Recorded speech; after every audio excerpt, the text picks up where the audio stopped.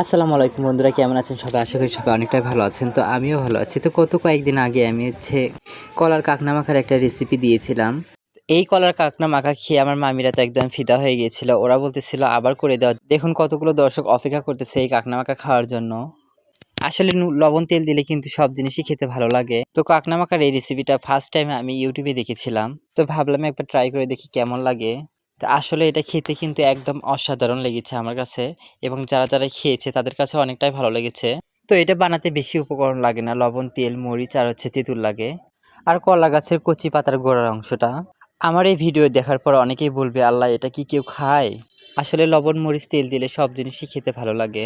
আমি ইউটিউবে, ফেসবুকে আরও অদ্ভুত অনেক মাখা দেখেছি, সেগুলো ভবিষ্যতে ট্রাই করব।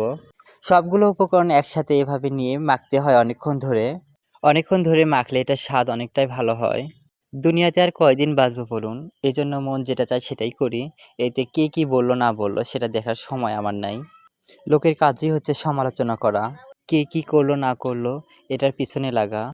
যাই হোক, মাখা শেষ হওয়ার পর এই যে আমি একে একে সবাইকে আমার কাঁকনা মাখাটার রেসিপিটা সবার কাছে দিচ্ছি। সবাই খেয়ে কিন্তু মাশাল্লাহ ভালোই বলছে, কেউই কিন্তু খারাপ বলেনি। তো এতক্ষণ আমার এই ভিডিওটা ধৈর্য ধরে দেখার জন্য আপনাদের অসংখ্য ধন্যবাদ। ভবিষ্যতে আরও চেষ্টা করব সুন্দর সুন্দর মাখা উপস্থাপন করার জন্য। তো আজকে এই পর্যন্তই। ভালো থাকবেন সবাই। টাটা, খোদা হাফেজ।